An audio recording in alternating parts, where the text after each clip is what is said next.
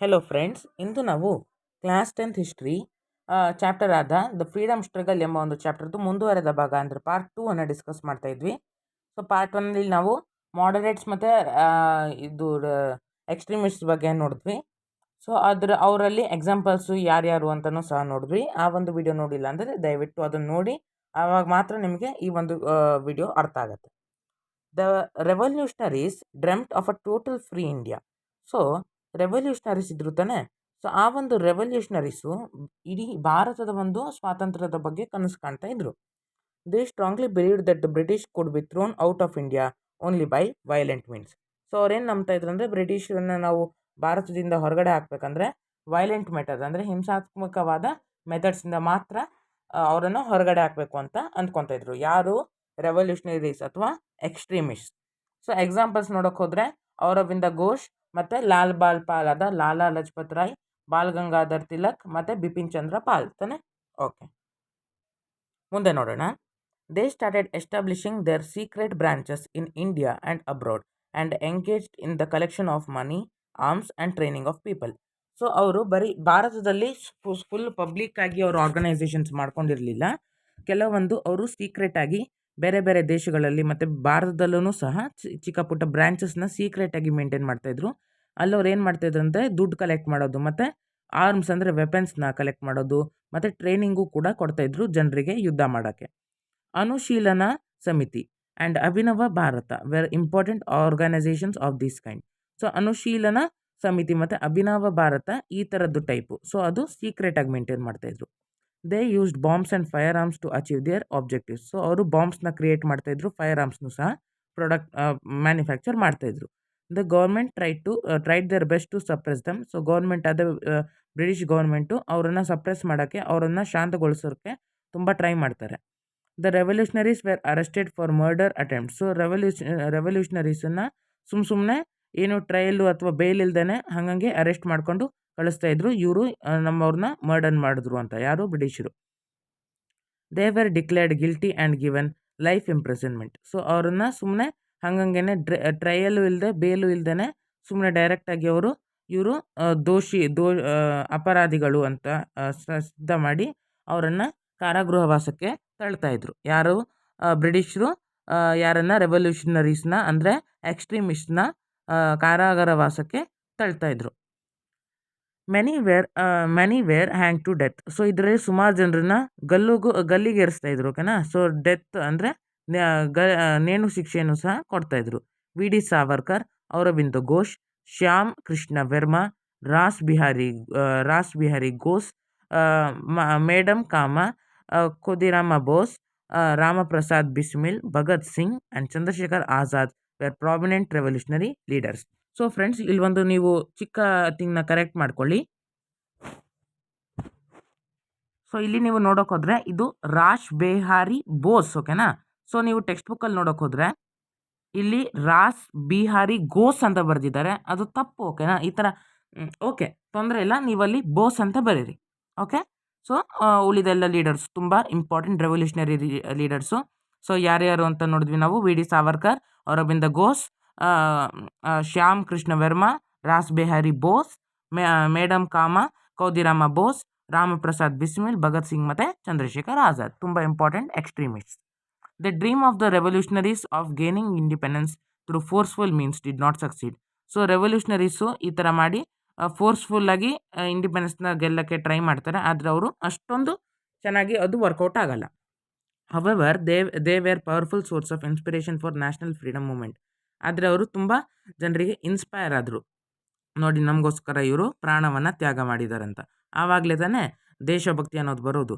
Some of the extremists in the later years continued the struggle as revolutionaries. So ಈ ಥರ ರೆವಲ್ಯೂಷನರೀಸ್ನ trail ಇಲ್ಲದೆ bail ಇಲ್ಲದೆ ಗಲ್ಲಿಗೇರಿಸ್ತಾ ಇದ್ದಾರೆ ಅಂತ ಗೊತ್ತಿದ್ರೂ ಸಹ ಇನ್ನೂ ರೆವಲ್ಯೂಷನರೀಸ್ ಬರ್ತಾರೆ. Prominent among them were was Aurobindo Ghosh. So ಇದರಲ್ಲಿ ತುಂಬ ಇಂಪಾರ್ಟೆಂಟ್ ಅಂದರೆ ಔರಬಿಂದ ಘೋಷ್. ಸೊ ಇಲ್ಲಿ ನೀವು ನೋಡ್ಬೋದು. ಸೊ ಶಹೀದ್ ಭಗತ್ ಸಿಂಗ್ನ ನೋಡ್ಬೋದು, ಚಂದ್ರಶೇಖರ್ ಆಜಾದ್, ವಿ ಡಿ ಸಾವರ್ಕರ್ನ ನೋಡ್ಬೋದು. ತುಂಬ ಗ್ರೇಟ್ ಇನ್ಸ್ಪೈರಿಂಗ್ ಲೀಡರ್ಸ್ ಇವರು. ನಾವು ಇವರಿಗೆ ನಮನವನ್ನು ಸಲ್ಲಿಸೋಣ. ಮುಂದೆ ಹೋಗೋಣ. ಈಗ ಇಲ್ಲಿ ಗೈಡ್ ಇನ್ ಲೀವ್ ಬಗ್ಗೆ ಕೊಟ್ಟಿದ್ದಾರೆ, ನೋಡೋಣ. The Christian missionary and the power of the British was taken control of the whole North East India. So Christian missionaries ಅಂತೂ ಇದ್ದರು EEIC ಅವರಿಂದ. ಸೊ ಆ ಒಂದು Christian missionaries North East India ಅಂದರೆ ಅಸ್ಸಾಂ ಸೈಡಲ್ಲೆಲ್ಲ ಅವ್ರದ್ದೇ ಫುಲ್ಲು ಪವರ್ ಇತ್ತು. Knowing about this, Jadonang of the Naga tribe and youngster built a youths army to fight against the British. So ಈ ಥರ ಕ್ರಿಶ್ಚಿಯನ್ ಮಿಷನರೀಸು ನಮ್ಮನ್ನೆಲ್ಲ ಆಕ್ಯುಪೈ ಮಾಡ್ಕೊತಾ ಇದ್ದಾರೆ ಅಂತ ಗೊತ್ತಾಗ್ಬಿಟ್ಟು ನಾಗಾ ಟ್ರೈಬ್ ಎಂಬ ಒಂದು ಬೇಡರ ಒಂದು ಸಂಘದಲ್ಲಿ ಜೆಡೋ ನ್ಯಾಂಗ್ ಎಂಬ ಒಂದು ಯಂಗ್ಸ್ಟರು ಒಂದು ಚಿಕ್ಕ ಯೂತ್ಸ್ ಆರ್ಮಿ ಅಂದರೆ ಯುವಕರ ಒಂದು ಆರ್ಮಿನ ಮಾಡ್ತಾನೆ, ಬ್ರಿಟಿಷರ ವಿರುದ್ಧ ಹೋರಾಡ್ತಾನೆ. But there was no place for ladies. ಇಲ್ಲಿ ಹೆಂಗಸರಿಗೆ ಜಾಗ ಇರಲಿಲ್ಲ ಈ ಒಂದು ಯುದ್ಧದಲ್ಲಿ. So Gaidinliu and young lady collected ladies of the North Eastern India and joined Jadonang to fight the British. So ಆವಾಗ ಗೈಡಿನ್ ಲ್ಯೂ ಎಂಬ ಒಂದು ಯಂಗ್ ಲೇಡಿ ಏನು ಮಾಡ್ತಾರೆ ಅಂದರೆ ಅಲ್ಲಿರುವಂಥ ಹೆಂಗಸರನ್ನೆಲ್ಲ ಸೇರಿಸಿ, ಅಂದರೆ ಅಸ್ಸಾಂ ಸೈಡ್ ಅಂದರೆ ಅದೇ ನಾರ್ತ್ ಈಸ್ಟರ್ನ್ ಇಂಡಿಯಾ ಸೈಡಲ್ಲಿರುವಂಥ ಹೆಂಗಸರನ್ನೆಲ್ಲ ಸೇರಿಸಿ ಜೆಡೋನ್ಯಾಂಗ್ ಜೊತೆ ಸೇರಿಕೊಂಡು ಯುದ್ಧವನ್ನು ಮಾಡ್ತಾರೆ. She join the Heraka religious movement along with the Jadonang. So ಅವರು ಹೆರಕ್ಕಾ ರಿಲಿಜಿಯಸ್ ಮೂವ್ಮೆಂಟನ್ನು ಸಹ ಸ್ಟಾರ್ಟ್ ಮಾಡ್ತಾರೆ. British government imprisoned Jadonang at Silchar jail and later hanged him to death on 29th August 1931. ಸೊ ಬ್ರಿಟಿಷರು ಈ ಒಂದು ಯಂಗ್ಸ್ಟರ್ ಆದ ಜೆಡೋನ್ಯಾಂಗ್ನ ಸಿಲ್ಚರ್ ಎಂಬ ಒಂದು ಜೈಲಲ್ಲಿ ಬಂದಿ ಮಾಡಿ ಆಮೇಲೆ ಅವರನ್ನು ಗಲ್ಲಿಗೇರಿಸ್ಬಿಡ್ತಾರೆ 29 August 1931. Okay, Gaidinliu took charge of the army and let the movement let the movement against the British. So ಆವಾಗ ಗೈಡಿನ್ ಲ್ಯೂ ಈ ಒಂದು ಮೂಮೆಂಟದ್ದು ರೆಸ್ಪಾನ್ಸಿಬಿಲಿಟಿನ ತಗೊತಾರೆ. In just 8 months the British were taken aback. So ಬರೀ 8 ತಿಂಗಳಲ್ಲೇ ಬ್ರಿಟಿಷರದ್ದು ಒಂದು ಆರ್ಮಿ ಹಿಂದೆ ಹೋಗ್ಬಿಡುತ್ತೆ. She fought on the lines of guerrilla warfare. So ಅವರು ಗೊರಿಲ್ಲಾ ವಾರ್ಫೇರ್ ಅಂದರೆ ಚಾಪಾಮಾರ್ ಯುದ್ಧ ಅಂತ ಇರ್ತಾನೆ. ಸೊ ಅದು ಹೈಡ್ ಮಾಡೋದು ಮತ್ತು ಅಟ್ಯಾಕ್ ಮಾಡೋದು, ಹೈಡ್ ಮಾಡೋದು ಅಟ್ಯಾಕ್ ಮಾಡೋದು, ಹೈಡ್ ಮಾಡೋದು ಅಟ್ಯಾಕ್ ಮಾಡೋದು, ಆ ಥರ ಒಂದು ವಾರ್ಫೇರ್ ಅದು. The entire village of north east cooperated. So ಇಡೀ ಒಂದು ಎಲ್ಲ ವಿಲೇಜಸ್ಸು ಆ ಒಂದು ಏರಿಯಾಸಲ್ಲಿರೋರೆಲ್ಲರೂ ಕೋಆಪ್ರೇಟ್ ಮಾಡ್ತಾರೆ. Thousands of people joined her army. So ಸುಮಾರು ಜನರು ಅವರ ಒಂದು ಆರ್ಮಿಗೆ ಜಾಯ್ನ್ ಆಗ್ತಾರೆ. Some of the traitors gave information about her to the British. So ಎಲ್ಲ ಕಡೆಯೂ ಟ್ರೇಟರ್ಸು, ದೇಶದ್ರೋಹಿಗಳಂತೂ ಇದ್ದೇ ಇರ್ತಾರೆ. ಸೊ ಅವರು ಆ ಒಂದು ಗೈಡಿನ್ ಲೀವ್ ಬಗ್ಗೆ ಬ್ರಿಟಿಷರಿಗೆ ಹೇಳಿಬಿಡ್ತಾರೆ, ಎಲ್ಲಿದ್ದಾರೆ ಅವರು, ಎಲ್ಲಿ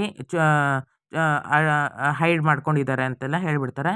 McDonald who was against her got information from the doctor Haralu and in present. So ಅವರು ಮ್ಯಾಕ್ಡೊನಾಲ್ಡು ಆವಾಗ ಇನ್ಫಾರ್ಮೇಷನ್ ಸಿಗುತ್ತೆ ಅವ್ರಿಗೆ ಡಾಕ್ಟರ್ ಹರಲು ಇಂದ. ಸೊ ಅವರು ಟ್ರೇಟರ್, ಓಕೆನಾ, ಅವರು ದೇಶದ್ರೋಹಿಗಳು, ಡಾಕ್ಟರ್ ಹರಲು. ಸೊ ಆವಾಗ ಅವ್ರು ಹೋಗ್ಬಿಟ್ಟು ಗೈಡಿನ್ ಲ್ಯೂನ ಬಂದಿ ಮಾಡಿಬಿಡ್ತಾರೆ. She was in jail from 1932 October 12th till India became free. So ಅವರು ಜೈಲಲ್ಲೇ ಇರ್ತಾರೆ 1932 ಇಂದ 1947 ತನಕನೂ ಜೈಲಲ್ಲೇ ಇರ್ತಾರೆ. ಟಿಲ್ ಇಂಡಿಯಾ ಬಿಕೇಮ್ ಫ್ರೀ ಅಂದರೆ 1947 ತಾನೆ. ಸೊ ಆಲ್ಮೋಸ್ಟ್ ಎಷ್ಟು ವರ್ಷ ಅಂತ ಆಯ್ತು ಅಲ್ಲೇ, ಒಂದು 7 + 8 ಒಂದು 15 ವರ್ಷ ಅವರು ಜೈಲಲ್ಲೇ ಇರ್ತಾರೆ. Okay, Haralu was awarded by Kaiser Hind by the British. So ಇಲ್ಲಿ ಹರಲು ಎಂಬ ಒಂದು ಡಾಕ್ಟರಿಗೆ ಓಕೆ, 1 ಸೆಕೆಂಡ್. ಸೊ ಇಲ್ಲಿ ನಮ್ಗೇನು ನೋಡ್ಬೋದು ಅಂದರೆ ಇಲ್ಲಿ ಹರಲು ಎಂಬ ಒಂದು ಡಾಕ್ಟರು ಟ್ರೇಟರ್ ಆಗಿದ್ರು ತಾನೆ ನಮ್ಮವ್ರಿಗೆ.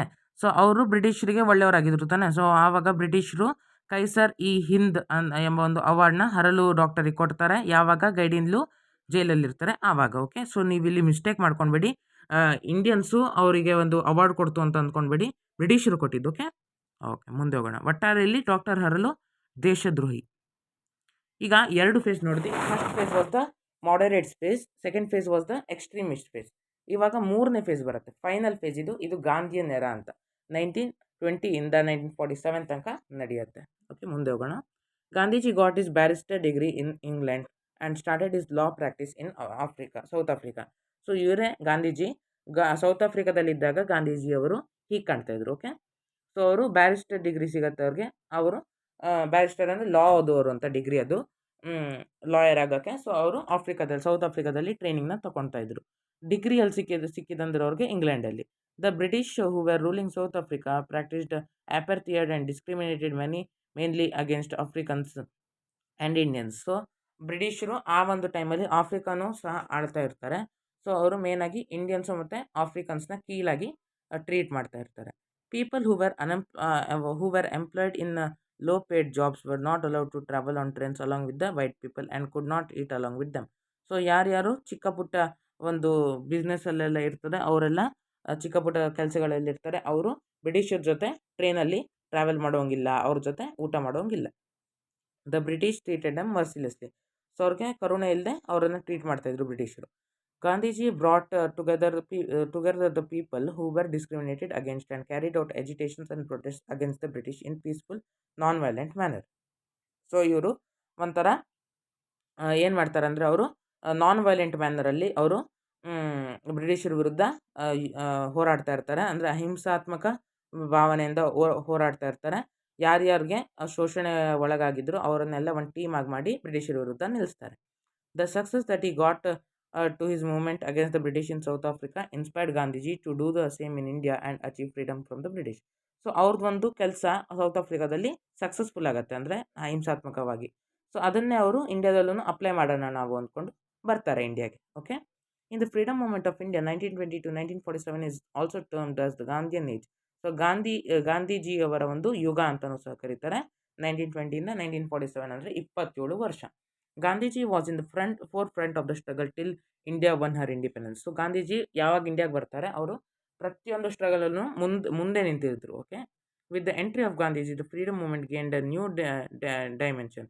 ಸೊ ಗಾಂಧೀಜಿಯವ್ರು ಬಂದ ಕೂಡಲೇ ಇಂಡಿಯನ್ ಇಂಡಿಪೆಂಡೆನ್ಸ್ಗೆ ಒಂಥರ ಹೊಸ ಪರ್ಸ್ಪೆಕ್ಟಿವ್ ಸಿಗುತ್ತೆ. Gandhiji made use of indirect protest, non violence and satyagraha as the main instruments for the freedom struggle. So ಅವರು ಅಹಿಂಸೆ, ಸತ್ಯ ಮತ್ತು ತ್ಯಾಗವನ್ನು ಅವರು ಯೂಸ್ ಮಾಡಿಕೊಂಡು ಬ್ರಿಟಿಷರನ್ನ ಭಾರತದಿಂದ ಓಡಿಸೋಕ್ಕೆ ಹೆಲ್ಪ್ ಮಾಡಿದ್ರು ಇಂಡಿಯನ್ಸಿಗೆ. He wrote about his principles in the newspaper Young India. Satyagraha was his main political weapon.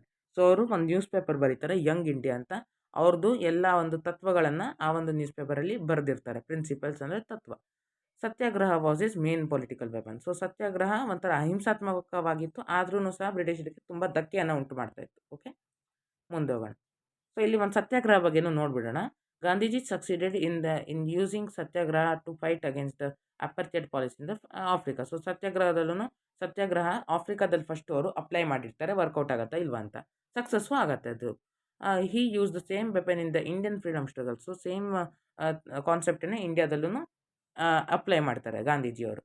He maintain that satyagraha was not a way to apply physical pressure on anyone but a struggle accompanied by self respect. So ಅವ್ರು ಏನು ಮಾಡ್ತಾರೆ ಅಂದರೆ ಸತ್ಯಾಗ್ರಹ ಅಂದರೆ ಏನಂದರೆ ಅದು physical pressure ಆಗಿರಬಾರ್ದು, ಯಾವುದೇ ಒಂದು ಮೂಮೆಂಟಲ್ಲೂ physical pressure ಇರಬಾರ್ದು, ಬರೀ ಸೆಲ್ಫ್ ರೆಸ್ಪೆಕ್ಟ್ಫುಲ್ ವೇಯಿಂದ ನಾವು ಒಂದು ಸ್ವಾಭಿಮಾನದಿಂದ ನಾವು ಹೋರಾಟವನ್ನು ಮಾಡಬೇಕು, ಯುದ್ಧ ಗಿದ್ದ ಎಲ್ಲ ಮಾಡಬಾರ್ದು ಅಂತ ಹೇಳ್ತಾರೆ. ಸೊ ಮುಂದೆ ಹೋಗೋಣ.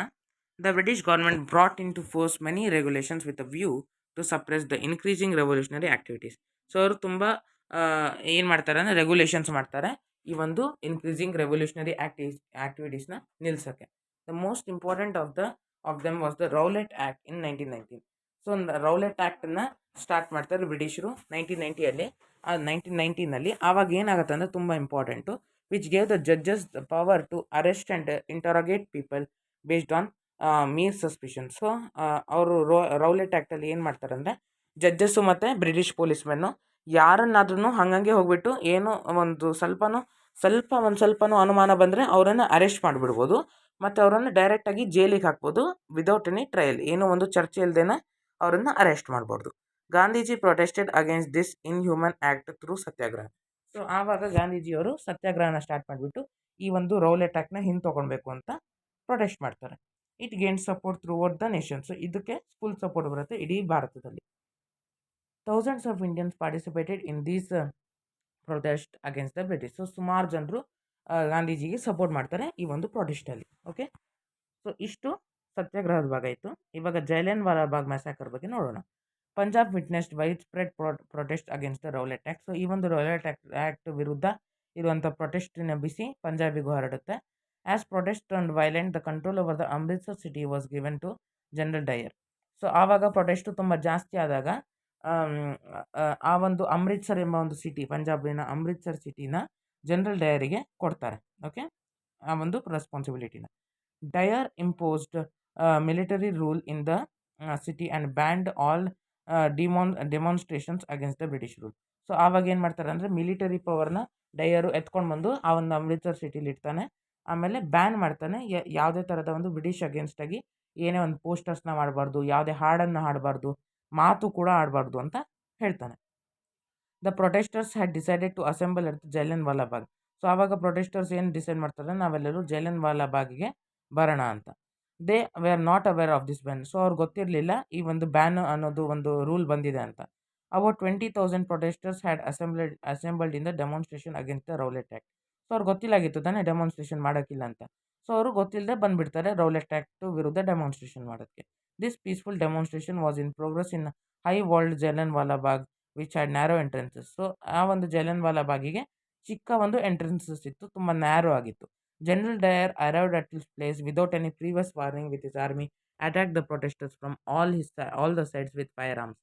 ಸೊ ಡಯರು ಆ ಒಂದು ಜಲಿಯನ್ ವಾಲಾಬಾಗ್ ಒಳಗಡೆ ನುಗ್ಗಿ ಆ ಒಂದು ಆರ್ಮಿ ಎಲ್ಲ ತೊಗೊಂಡು ಬಂದು ಈ ಎಲ್ಲ ಜನರು ಯಾರ್ಯಾರು ಪ್ರೊಟೆಸ್ಟರ್ಸ್ ಎಲ್ಲ ಇದ್ದರು ಅವ್ರಿಗೆ ಗೊತ್ತೇ ಇರಲಿಲ್ಲ, ಪ್ರೊಟೆಸ್ಟರ್ಸಿಗೆ ಏನಾಯ್ತು ಅಂತಲೂ ಗೊತ್ತಿಲ್ಲ, ಆದರೆ ತೀರ್ಕೊಂಡ್ಬಿಟ್ರು ಅವರು. ಆ ಒಂದು ಗುಂಡಿನ ಏಟಿಗೆ ಸತ್ತೋಗ್ಬಿಡ್ತಾರೆ, ಹುತಾತ್ಮರಾಗ್ತಾರೆ. In this massacre about 379 people died and thousands suffered serious injuries. 379 ಜನ ತೀರೋಗ್ತಾರೆ, ಅವ್ರಿಗೆ ಗೊತ್ತೂ ಆಗಿಲ್ಲ ಏನಾಯ್ತಂತ, ಮತ್ತು ಸಾವಿರಾರು ಜನರು ಇಂಜುರಿಗೆ ಒಳಗಾಗ್ತಾರೆ. This incident is called the Jallian ವಾಲಾಬಾಗ್ tragedy R Jallian Walabagh ಮೆಸಾಕರ್. So ಇದಕ್ಕೆ ಜಲಿಯನ್ ವಾಲಾಬಾಗ್ ಮೆಸಾಕರ್ ಅಥವಾ ಟ್ರಾಜಿಡಿ ಅಂತ ಕರೀತಾರೆ. The government appointed hunter commission to conduct N enquiry into Jallian ವಾಲಾಬಾಗ್ ಟ್ರಾಜಿಡಿ. ಸೊ ಆವಾಗ ಬ್ರಿಟಿಷ್ ಗೌರ್ಮೆಂಟ್ ಏನು ಮಾಡುತ್ತೆ ಅಂದರೆ ಸುಮ್ಮನೆ ತೋರಿಕೆಗೆ ಹಂಟರ್ ಕಮಿಷನ್ನ ಇಡ್ತಾರೆ, ಎನ್ಕ್ವೈರಿ ಮಾಡಬೇಕು ಏನಾಯಿತು ಏನು ಮಾಡಬೇಕು ಅಂತ. It was of no consequence. ಎಂದಿನಂತೆ ಇದಕ್ಕೂ ಏನು ಕಾನ್ಸಿಕ್ವೆನ್ಸ್ ಆಗಿಲ್ಲ, ಇಂಡಿಯನ್ಸಿಗೆ ಏನು ಹೆಲ್ಪ್ ಆಗಿಲ್ಲ. The atrocities against Indians continued. So ಈ ಥರನೇ ಅತ್ಯಾಚಾರ ಬ್ರಿಟಿಷರು ಇಂಡಿಯನ್ಸ್ ವಿರುದ್ಧ ಮಾಡ್ತಾ ಇರುವ ಅತ್ಯಾಚಾರ ಈ ಥರನೇ ಕಂಟಿನ್ಯೂ ಆಗ್ತಾ ಇರುತ್ತೆ. ಸೊ ಇಲ್ಲಿ ನೋಡಿ, ಇದೇ ಜಲಿಯನ್ ವಾಲಾಬಾಗ್ದು ಮಾಡಿರುವಂಥ ಒಂದು ಟ್ರಿಬ್ಯೂಟ್. ಓಕೆ, ಸೊ ಇಲ್ಲಿ ನೋಡ್ಬೋದು. In the backdrop of Jallianwala ವಾಲಾಬಾಗ್ tragedy, Rabindranath Tagore wrote a letter to the viceroy and surrendered the knighthood awarded to him. So ಬ್ರಿಟಿಷರು ರವೀಂದ್ರನಾಥ್ ಟಾಗೋರಿಗೆ ನೈಟ್ಹುಡ್ ಎಂಬ ಒಂದು ಟೈಟಲ್ನ ಕೊಟ್ಟಿರ್ತಾರೆ. ಆವಾಗ ರವೀಂದ್ರನಾಥ್ ಟಾಗೋರು ಈ ಥರ ಜಲಿಯನ್ ವಾಲಾಬಾಗ್ ಟ್ರಾಜಿಡಿ ಆದಮೇಲೆ ನಂಗೆ ಬೇಕಾಗಿಲ್ಲ ನಿಮ್ದು ಅಂದ್ಕೊಂಡು ನೈಟ್ಹುಡ್ ಅವಾರ್ಡ್ನ ವಾಪಸ್ ಕೊಟ್ಬಿಡ್ತಾನೆ. The revolutionary Udham Singh killed General Dyer who had massacred innocent Indians. So ಆಮೇಲೆ ಒಂದು ರೆವಲ್ಯೂಷನರಿ ಬರ್ತಾನೆ, ಅವ್ರ ಹೆಸರು ಏನಂದರೆ ಉಧಮ್ ಸಿಂಗ್ ಅಂತ. ಅವರು ಭಗತ್ ಸಿಂಗಿಗೆ ರಿಲೇಟೆಡ್ ಆಗಿರ್ತಾರೆ. ಅವರು ಇಂಗ್ಲೆಂಡಿಗೆ ಹೋಗ್ಬಿಟ್ಟು ಜನರಲ್ ಡಯರ್ನ ಗುಂಡೇರಿಸ್ಬಿಡ್ತಾನೆ. ಜನರಲ್ ಡಯರ್ನ ಕೊಂದಾಕ್ಬಿಡ್ತಾನೆ. ಆಮೇಲೆ ಒಂದು 20 ವರ್ಷ ಆದಮೇಲೆ ಅದನ್ನೇ ಪ್ಲ್ಯಾನ್ ಮಾಡಿ. ಸೊ ನಿಮಗೆ ಬೇಕಂದರೆ ಒಂದು ವೆಬ್ ಸೀರೀಸ್ ಇದನ್ನು ನೀವು ನೋಡ್ಬೋದು ಉಧಮ್ ಸಿಂಗ್ ಬಗ್ಗೆ. ಓಕೆ, ಸೊ ಈ ಒಂದು ಚಿತ್ರ ಜಲಿಯನ್ ವಾಲಾಬಾಗಲ್ಲಿರುವಂಥ ಒಂದು ಟ್ರಿಬ್ಯೂಟ್. ಓಕೆ, ಮುಂದೆ ಹೋಗೋಣ. ಈಗ ಜಲಿಯನ್ ವಾಲಾಬಾಗಲ್ಲಿ ಏನು ನಡೀತು ಅಂತ ನೋಡಿದ್ವಿ, ಸತ್ಯಾಗ್ರಹ ಹೇಗೆ ನಡೀತು ಅಂತಲೂ ನೋಡಿದ್ವಿ. ಈಗ ಖಿಲಾಫತ್ ಮೂಮೆಂಟ್ ನೋಡೋಣ. ಇದೊಂಥರ different story. Okay, the British had planned to demolish the Ottoman Empire during the First World War. So ಬ್ರಿಟಿಷರು ಫಸ್ಟ್ ವರ್ಲ್ಡ್ ವಾರ್ ಆಗುವಾಗ ಒಟೊಮನ್ ಎಂಪೈರ್ದು ಎಲ್ಲ ಒಂದು ಅಸ್ತಿತ್ವನೇ ನಾಶ ಮಾಡಬೇಕು ಅಂತ ಪ್ಲ್ಯಾನ್ ಮಾಡ್ತಾರೆ. The Turkish emperors of the Ottoman Empire were Muslim ಕಲೀಫ್ಸ್.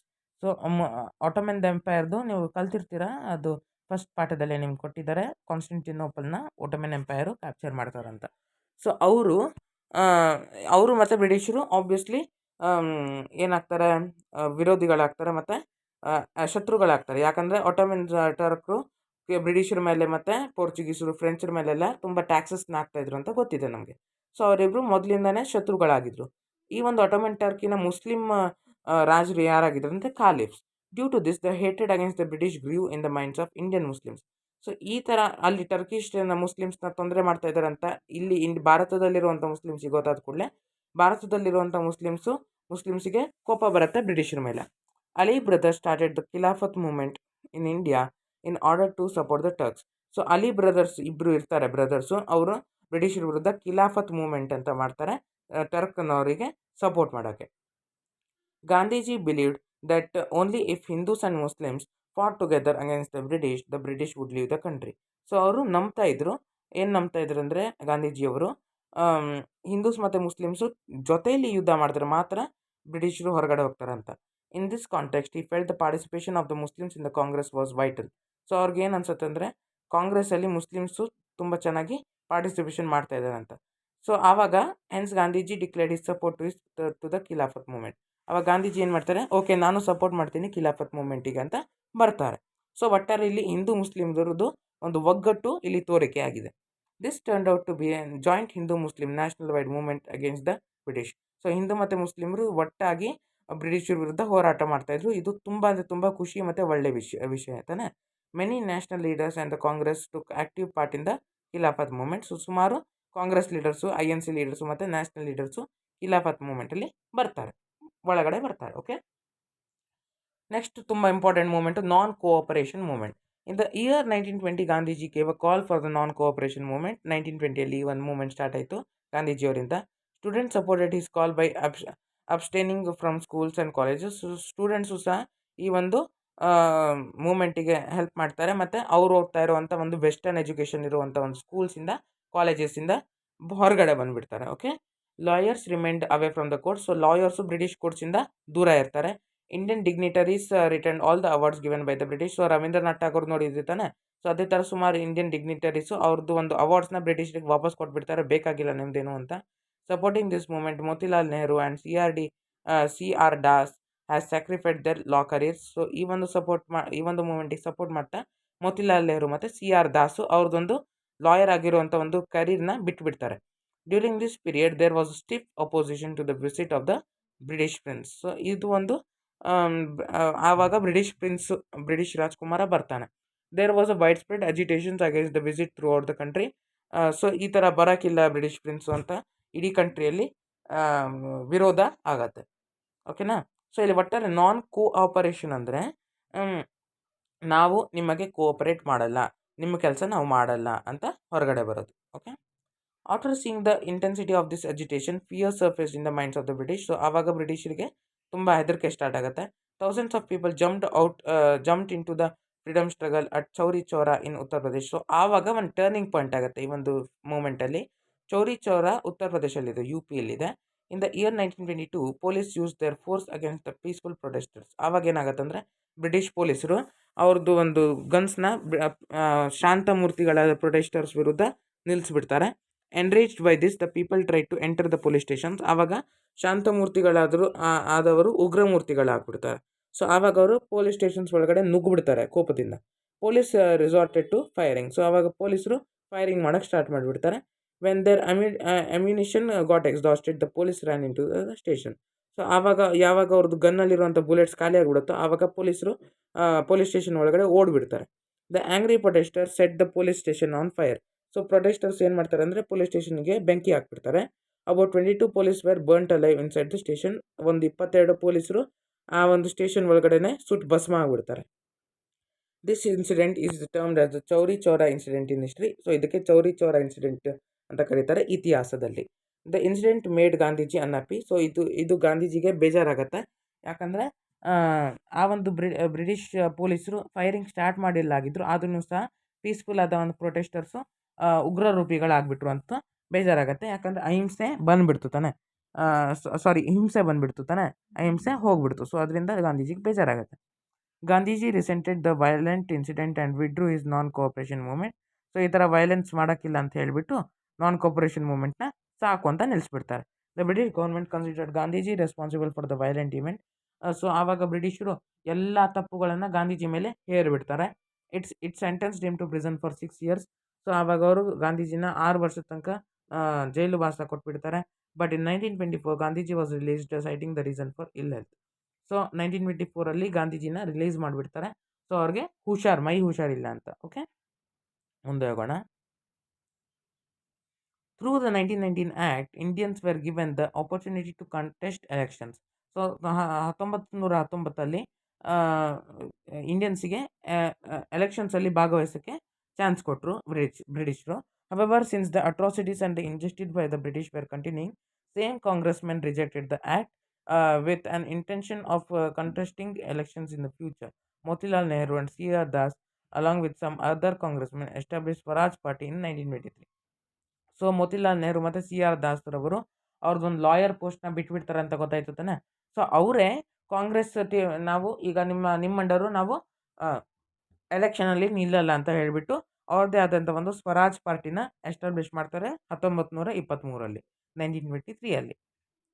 Through this party, they wanted to enter the um, legislative assembly and oppose the policies of the British from within. So ಅವರು legislative assembly ಒಳಗಡೆ ನುಗ್ಗಿ ನಿಮ್ಮ ಒಂದು ಪಾಲಿಸೀಸ್ನ ನಾವು oppose ಮಾಡ್ತೀವಿ ಅಂತ ಬರಕ್ಕೆ try ಮಾಡ್ತಾರೆ. In the subsequent Belgaum conference was held in 1924. ಒಂದೇ ವರ್ಷದ ನಂತರ ಬೆಳಗಾವಲ್ಲಿ ಒಂದು ಕಾನ್ಫರೆನ್ಸ್ ಸ್ಟಾರ್ಟ್ ಆಗುತ್ತೆ. Gandhiji approved of the plan of the Swaraj party and accepted it as the part of the Congress plan. So ಗಾಂಧೀಜಿಗೆ ಓಕೆ ಇಷ್ಟ ಆಗುತ್ತೆ ಈ ಥರದ್ದು ಒಂದು ಸ್ವರಾಜ್ ಪಾರ್ಟಿದ ಬಗ್ಗೆ. ಸೊ ಅವರು ಓಕೆ ಸರಿ ಇದೆ ಅಂತ ಹೇಳ್ತಾರೆ. The Swaraj party became a part of the Congress. So Swaraj party ಕಾಂಗ್ರೆಸ್ದು ಒಂದು ಭಾಗವಾಗಿಬಿಡುತ್ತೆ, INCದು ಭಾಗವಾಗಿಬಿಡುತ್ತೆ. ಓಕೆನಾ, ಮುಂದೆ ನೋಡೋಣ ಈಗ. According to the government of India act 1919ನಲ್ಲಿ ಗೌರ್ಮೆಂಟ್ ಆಫ್ ಇಂಡಿಯಾ ಆ್ಯಕ್ಟ್ ಆಗುತ್ತೆ ತಾನೆ. There was a proposal to appoint a commission at the end of 10 years. So ಪ್ರತಿ ವರ್ಷ ಒಂದು ಕಮಿಷನ್ ಅಪಾಯಿಂಟ್ ಮಾಡ್ತೀವಿ ಅಂತ ಹೇಳಿರ್ತಾರೆ. This commission was to examine the impact of 1919 act, suggest suitable changes if needed and submit it to the government. So ಏನಾದರೂ changes ಇದ್ದರೆ ಗೌರ್ಮೆಂಟಿಗೆ submit ಮಾಡಬೇಕು ಅಂತ ಹೇಳಿರ್ತಾರೆ. Accordingly in 1927 the British government appointed the Simon commission under the leadership of John Simon. So ಆವಾಗ ಬ್ರಿಟಿಷರು ಒಂದು ಕಮಿಷನ್ನ start ಮಾಡ್ತಾರೆ. ಪ್ರತಿ 10 ವರ್ಷಕ್ಕೂ ಒಂದು ಕಮಿಷನ್ ಮಾಡ್ತೀವಿ ಅಂತ ಹೇಳಿರ್ತಾರೆ ತಾನೆ. ಸೊ ಈ ವರ್ಷ ಅವರು ಸೈಮನ್ ಕಮಿಷನ್ನ ಸ್ಟಾರ್ಟ್ ಮಾಡ್ತಾರೆ, John Simon under. Okay, so John ಸೈಮನ್ದು ಒಂದು ಲೀಡರ್ಶಿಪ್ಪಲ್ಲಿ ಸೈಮನ್ ಕಮಿಷನ್ ಸ್ಟಾರ್ಟ್ ಆಗುತ್ತೆ. This commission did not have a single Indian as a member. So ಈ ಒಂದು ಕಮಿಷನಲ್ಲಿ ಒಂದೇ ಒಂದು ಭಾರತೀಯನೂ ಸಹ ಇಲ್ಲ ಆಗಿದ್ರು. Treating it as a insult to the India, Congress boycotted the Simon commission. So ಇದು ಇನ್ಸಲ್ಟ್ ಇರ್ತಾನೆ ಇಂಡಿಯಾಗೆ, ಒಂದು ಇಂಡಿಯನ್ ಮೆಂಬರು ಇಲ್ಲ ಅಂದರೆ. ಸೊ ಆವಾಗ ಕಾಂಗ್ರೆಸ್ರು ಹೋಗ್ಬಿಟ್ಟು Simon commission ban, go Simon go ಅಂತ, ಸೈಮನ್ ಗೋ ಬ್ಯಾಕ್ ಅಂತ ಹೇಳಕ್ಕೆ ಸ್ಟಾರ್ಟ್ ಮಾಡ್ತಾರೆ. There were widespread demonstrations during the visit of Simon to India. The people started shouting Simon go back. So ಒಂದ್ಸತಿ John Simon ಇಂಡಿಯಾಗೆ ಬಂದಿದ್ದಾಗ ಜನರೆಲ್ಲರೂ ಅವನ ವಿರುದ್ಧ ನಿಂತು ಸೈಮನ್ ಗೋ ಬ್ಯಾಕ್ ಅಂತ ಕೂಗಕ್ಕೆ ಸ್ಟಾರ್ಟ್ ಮಾಡ್ತಾರೆ. Wherever the Simon commission went it witnessed demonstrations, hartals and agitations. ಎಲ್ಲೆಲ್ಲಿ ಸೈಮನ್ ಕಮಿಷನ್ ಹೋಗುತ್ತೋ ಅಲ್ಲಲ್ಲಿ ಡೆಮಾನ್ಸ್ಟ್ರೇಷನ್ನು, ಹೋಗು ವಾಪಸ್ ಹೋಗು ಅಂತ ಬರ್ತಾರೆ ಪ್ರೊಟೆಸ್ಟರ್ಸು.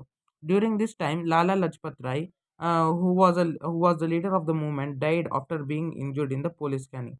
ಸೊ ಈ ಥರ ಮಾಡ್ತಾ ಇರುವಾಗ ಲಾಲಾ ಲಜಪತ್ ರಾಯ್ ಇದ್ರು ತಾನೆ, ಎಕ್ಸ್ಟ್ರೀಮಿಸ್ಟು.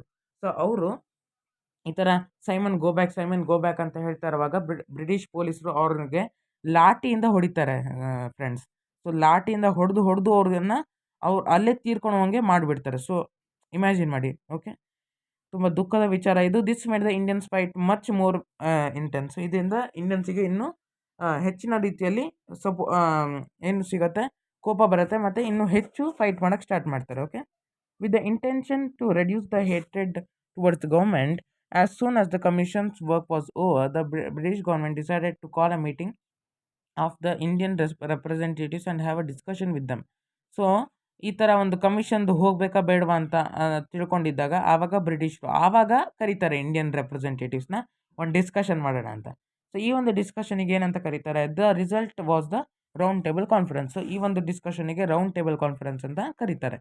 ಇನ್ the year 1929, under the presidency of Jawaharlal Nehru, a Congress session was held in Lahore. So ಲಾಹೋರಲ್ಲಿ ಜವಾಹರ್ಲಾಲ್ ನೆಹರು ರವರ ನೇತೃತ್ವದಿಂದ 1929 ಒಂದು ಕಾಂಗ್ರೆಸ್ ಸೆಷನ್ ಸ್ಟಾರ್ಟ್ ಆಗುತ್ತೆ. During the conference the Congress declared the Purna Swaraj was their aim. So ಆವಾಗ ಕಾಂಗ್ರೆಸ್ ಏನಂತಾರೆ ಸಂಪೂರ್ಣ ಸ್ವರಾಜ ಅಂದರೆ ಪೂರ್ಣ ಸ್ವರಾಜ್ ಅಂದರೆ ಪೂರ್ತಿ ನಮಗೆ ಸ್ವರಾಜ್ಯ ಬೇಕು, ನೀವು ಇರೋಕ್ಕೆ ಇಲ್ಲ ಇಲ್ಲಿ, ನಿಮ್ದೇನು ನಡೆಯೋಕ್ಕಿಲ್ಲ ಇಲ್ಲಿ ಅಂತ ಹೇಳ್ತಾರೆ. On January 26, 1930, the Congress celebrated Independence Day all over the country and supported the Lahore Declaration. So ಒಂದ್ಸತಿ ನಮಗೆ ಇಂಡಿಪೆಂಡೆನ್ಸ್ ಡೇ ಅಂತ ಡಿಕ್ಲೇರು ಆಗಿರುತ್ತೆ January 26, 1930 ಅಂತ. ಆವಾಗ ನಾವೇ ಹೇಳ್ಕೊಂಡಿದ್ದು ನಮಗೆ ಇಂಡಿಪೆಂಡೆನ್ಸ್ ಬಂತು ಅಂತ ಲಾಹೋರ್ ಡಿಕ್ಲರೇಷನ್ ಆದಾಗ. Okay, this conference entrusted the responsibility of organising the civil disobedience movement to Gandhiji. So ಇವಾಗ ಏನಾಗುತ್ತೆ ಅಂದರೆ ಹೊಸ ಮೂವ್ಮೆಂಟ್ ಸ್ಟಾರ್ಟ್ ಆಗುತ್ತೆ. ಯಾಕಂದರೆ ಇದು ಪೂರ್ಣ ಸ್ವರಾಜ್ಯ ಅಲ್ಲ ತಾನೆ, ಬರೀ ಹಾಫ್ ಸ್ವರಾಜ್ಯ, ಇದು ಹಾಫ್ ಇಂಡಿಪೆಂಡೆನ್ಸು. ಸೊ ಇದರಿಂದ ಗಾಂಧೀಜಿಯವರು ಬಂದುಬಿಟ್ಟು ಈಗ ಇನ್ನೂ ಮುಗ್ದಿಲ್ಲ ನಮ್ಮ ಕೆಲಸ ಅಂದ್ಕೊಂಡು ಸಿವಿಲ್ ಡಿಸೊಬೀಡಿಯನ್ಸ್ ಮೂವ್ಮೆಂಟ್ನ ಸ್ಟಾರ್ಟ್ ಮಾಡ್ತಾರೆ. ಇಲ್ಲಿ ನಿಮಗೆ ತುಂಬ ಚೆನ್ನಾಗಿರೋ ಸ್ಟೋರೀಸ್ ಸಿಗುತ್ತೆ. ಈ ಒಂದು ಸ್ಟೋರೀಸನ್ನು ನಾವು ಮುಂದಿನ ಬರೋ ವೀಡಿಯೋಸಲ್ಲಿ ನೋಡೋಣವಾ.